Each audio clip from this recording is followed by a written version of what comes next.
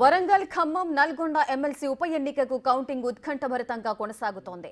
మొదటి ప్రాధాన్యత ఓట్లలో ఏ అభ్యర్థికి విజయానికి కావలసిన కోటా ఓట్లు రాకపోవడంతో రెండో ప్రాధాన్యత ఓట్ల లెక్కింపు కొనసాగుతుంది.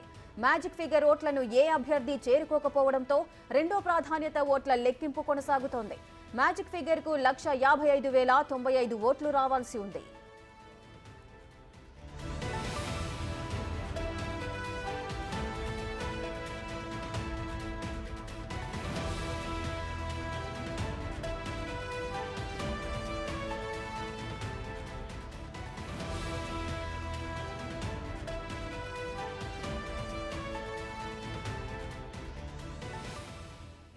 రెండో ప్రాధాన్యత లెక్కింపులో భాగంగా ఎలిమినేట్ ప్రక్రియ జరుగుతోంది.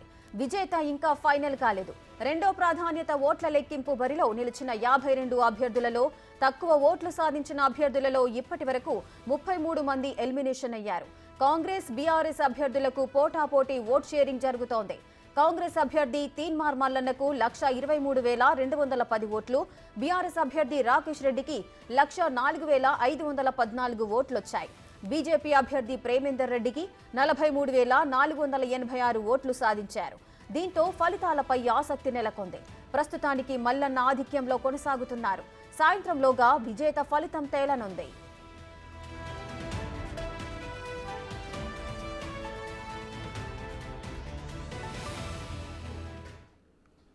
వరంగల్ ఖమ్మం నల్గొండ ఎమ్మెల్సీ ఉప ఎన్నికకు కౌంటింగ్ అయితే ఉత్కంఠభరితంగా కొనసాగుతోంది. కౌంటింగ్ కు సంబంధించిన లేటెస్ట్ అప్డేట్స్ మా ప్రతినిధి పుల్లారావు లైవ్ లో అందిస్తారు. పుల్లారావు, అసలు ఎందుకు ఇంత ఆలస్యం జరుగుతోంది రిజల్ట్ కి? మొదటి ప్రాధాన్యత ఓట్లలో ఏ అభ్యర్థి కూడా విజయానికి కావాల్సిన ఓట్లయితే రానట్లుగా తెలుస్తోంది. వివరాలేంటి?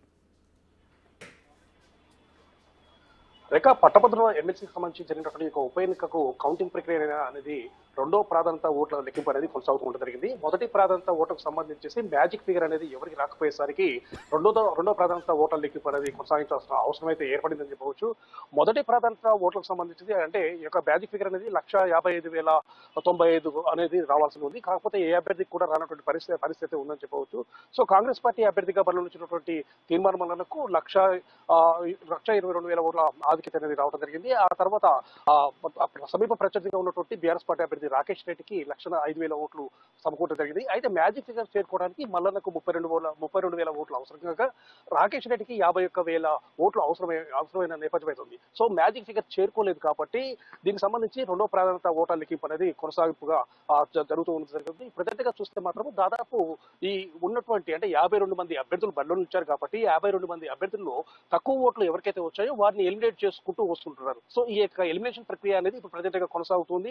ఇప్పటి వరకు కూడా దాదాపు 33 మంది అభ్యర్థులను ఎలిమినేషన్ చేయడం జరిగింది. ఎలిమినేషన్ చేసిన తర్వాత కూడా ఇటు రాకేష్ రెడ్డికి అదేవిధంగా తీన్మార్ మల్లన్నకు మధ్య కూడా ఓట్లు అనేవి సమపాలలో కూడా పడుతున్నట్టు కూడా మనకు అర్థమవుతుంది. ప్రజెంట్ గా చూసినట్లయితే మాత్రము తీన్మార్ మల్లన్న అంటే 33 మంది అభ్యర్థులు ఎలిమినేషన్ చేసిన తర్వాత తీన్మార్ మల్లన్నకు 1,23,210 ఓట్లు పోలుగాక రాకేష్ రెడ్డికి 1,04,514 ఓట్లు అనేవి పోల్గొనడం జరిగింది. అదేవిధంగా బీజేపీ అభ్యర్థిగా ఉన్నటువంటి ప్రేమేందర్ రెడ్డికి 43,486 ఓట్లు పోలయ్యాయి. అదేవిధంగా స్వతంత్ర అభ్యర్థిగా బలపరిచినటువంటి అశోక్ కు దగ్గర 29,776 ఓట్లు అనేవి పోల్గొనడం జరిగింది. ఇప్పటికీ కూడా తీన్మార్ మల్లన్న 18,696 ఓట్ల ఆధిక్యతతో కొనసాగిస్తున్నది. ఇంకా ఎలిమినేషన్ ప్రక్రియ అనేది కంటిన్యూ అవుతుంది. ఈ ఎలిమినేషన్ ప్రక్రియ కంప్లీట్ కావడానికి ఈ రోజు సాయంత్రం 4 లేదా 5 పట్టే అవకాశం ఉందని చెప్పేసి కూడా ఆర్ఓ చెప్పిన పరిస్థితి. తుది ఫలితం అనేది సాయంత్రం వరకు వెలువడే అవకాశం ఉంది. సో రెండో ప్రాధాన్యత ఓట్లతోటే ఈ యొక్క మ్యాజిక్ ఫిగర్ చేరుకుంటుందని చెప్పేసి కూడా అందరూ భావిస్తున్నారు. ఒకవేళ మ్యాజిక్ ఫిగర్ చేరుకోకపోతే మాత్రం తప్పనిసరిగా మూడో ప్రాధాన్యత ఓటును కూడా లెక్కించాల్సిన అవసరం అయితే ఉంటుందని చెప్పవచ్చు. సో ఈ రెండో ప్రాధాన్యత ఓటుకు సంబంధించేసి చివరిగా ఉన్నటువంటి అంటే మొదటగా ఇప్పుడు ఎవరైతే లీడింగ్ లో ఉన్నారో తీన్మార్ మల్లన్న, అదేవిధంగా రాకేష్ రెడ్డి, ప్రేమేందర్ రెడ్డి, అదేవిధంగా అశోక్, ఈ నలుగురికి సంబంధించి లాస్ట్ చివరికి వచ్చే వరకు అశోక్ రెడ్డికి సంబంధించినటువంటి ఎలిమినేషన్ ప్రక్రియ ప్రారంభమైన తర్వాత ఎవరికి మెజార్టీ వచ్చేది దాదాపు తేట తెలివే అవకాశం ఉంది. అప్పటికీ కూడా ఫిగర్ అనేది చేరకపోతే మాత్రం తప్పనిసరిగా 3 స్థానంలో ఉన్నటువంటి బీజేపీ అభ్యర్థిగా ఉన్నటువంటి ప్రేమేందర్ రెడ్డికి సంబంధించి పడ్డ ఓట్లలో రెండో ప్రాధాన్యత ఓట్లు ఎవరికి పడ్డాయనే విషయాన్ని కూడా లెక్కిస్తారు. సో ఆ సందర్భంలో ఫస్ట్ సెకండ్ ఉన్నటువంటి అభ్యర్థులు ఉన్నారు. అప్పటికీ కూడా రెండో ప్రాధాన్యత కూడా మ్యాజిక్ ఫిగర్ అనేది రాకపోతే మాత్రం తప్పనిసరిగా మూడో ప్రాధాన్యత అయితే అవసరమయ్యే అవకాశం ఉంది. ప్రజెంట్ గా చూస్తే మాత్రం ఉన్నటువంటి ట్రెండ్ బట్టి చూస్తే మాత్రము సమపాలనలో పడుతున్నాయి కాబట్టి రెండో ప్రాధాన్యత ఓట్లతోటే ఫలితం వచ్చే అవకాశం మాత్రం స్పష్టంగా కనబడుతూ ఉండడం జరిగింది. రెండో ప్రాధాన్యత ఓట్లతో తప్పనిసరిగా కాంగ్రెస్ పార్టీ అభ్యర్థిగా బరిలో నుంచినటువంటి తీర్మానం వలన విజయం సాధించే అవకాశాలు మెండుగా ఉన్నాయని చెప్పవచ్చు రేఖ.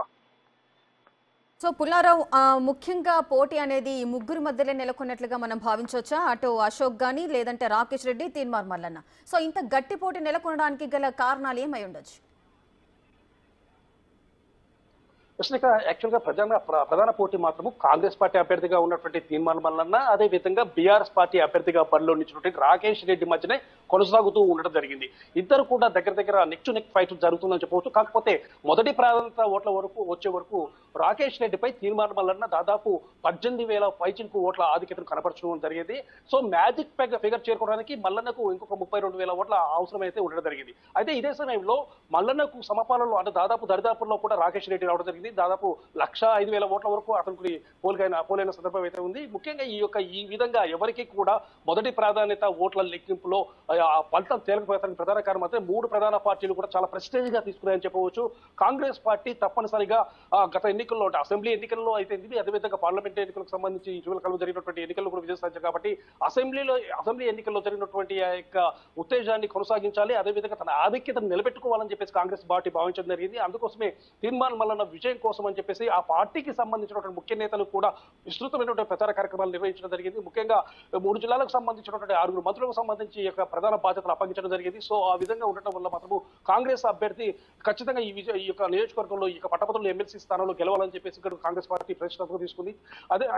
ఇదే సమయంలో బీఆర్ఎస్ పార్టీ కూడా తన సిట్టింగ్ స్థానం, ఎందుకంటే గతంలో పల్లా రాజేశ్వర రెడ్డి ఇక్కడ ఎమ్మెల్సీగా ఉండటం జరిగింది. ఇటీవల కాలంలో జనగామ అంటే అసెంబ్లీ ఎన్నికల్లో జనగామ నుంచి అతను ఎమ్మెల్యేగా ఎన్నికైన తర్వాత ఎమ్మెల్సీ పదవికి రాజీనామా చేశాడు. కాబట్టి తమ సిట్టింగ్ స్థానాన్ని నిలబెట్టుకోవాలని చెప్పేసి కూడా బీఆర్ఎస్ పార్టీ భావిస్తూ వస్తుంది జరిగింది. సో దానిలో భాగంగా బీఆర్ఎస్ పార్టీకి సంబంధించిన ముఖ్య నేతలు, ముఖ్యంగా వర్కింగ్ ప్రెసిడెంట్ గా ఉన్నటువంటి కేటీఆర్, అదేవిధంగా హరీష్ రావు, ఇక్కడ మాజీ మంత్రిగా ఉన్నటువంటి జగదీష్ రెడ్డి, వీళ్ళు ముగ్గురు కూడా రాకేష్ రెడ్డిని ఖచ్చితంగా విజయ తీరాలు చేర్చాలని భావించి అందుకు అనుగుణంగా అనేక ప్రణాళికలు రూపొందించారు, అనేక ఆత్మీయ సమావేశాలు నిర్వహించుకుంటూ ముందుకు పోయినటువంటి పరిస్థితి. ఇదే సమయంలో బీజేపీ అభ్యర్థి తప్పనిసరిగా ఇక్కడ బీజేపీ పాగా వేయాలి, బీజేపీ తెలంగాణ రాష్ట్ర సమితి ఎమ్మెల్సీ స్థానంలో విజయం సాధించినట్లయితే ఇంకా తమ యొక్క పట్టు పెంచుకోవచ్చు అనే ఉద్దేశంతో బీజేపీ కూడా అంటే ప్రేమేందర్ రెడ్డి తరఫున కూడా వారి పార్టీకి సంబంధించిన ముఖ్య నేతలు కూడా ప్రచారాలు నిర్వహించిన పరిస్థితి ఉంది. రాష్ట్ర అధ్యక్షుడిగా ఉన్నటువంటి కిషన్ రెడ్డి, అదేవిధంగా ఈటల రాజేందర్, డీకే అరుణ, బండి సంజయ్, ఈ నలుగురు కూడా తమ పార్టీ తరఫున బరిలో నిలిచినటువంటి ప్రేమేందర్ రెడ్డికి తరఫున కూడా విస్తృతంగా ప్రచారం నిర్వహించారు. సో ఈ విధమైనటువంటి ప్రచారాలు నిర్వహించుకుంటూ పోయారు కాబట్టి తప్పనిసరిగా పట్టభద్రుల ఎమ్మెల్సీ సీట్ అనేది తప్పనిసరిగా గెలుచుకోవాలని చెప్పి 3 పార్టీలు కూడా చాలా ప్రతిష్టాత్మకంగా తీసుకున్నాయి. దానిలో భాగంగానే ఈ యొక్క ఎన్నికలకు సంబంధించేసి పోలింగ్ అనేది కూడా నమోదైంది. ప్రజెంట్ గా కౌంటింగ్ ప్రక్రియలో చూస్తే కూడా 3 ప్రతిష్టాత్మకంగా తీసుకున్నారు కాబట్టి ఏ పార్టీకి కూడా సరైనటువంటి స్పష్టమైన మెజార్టీ రాలేదని చెప్పవచ్చు. కాకపోతే ప్రజెంట్ గా చూస్తే మాత్రం చెన్నును బట్టి చూస్తే మాత్రం కాంగ్రెస్ పార్టీ అభ్యర్థిగా ఉన్నటువంటి తీర్మానం మన్ననకు మాత్రము ఫలితం అనుకూలంగా వచ్చే అవకాశం అయితే ఉంది అని చెప్పవచ్చు Rekha. Right, thank you Pullarao, thanks for the details.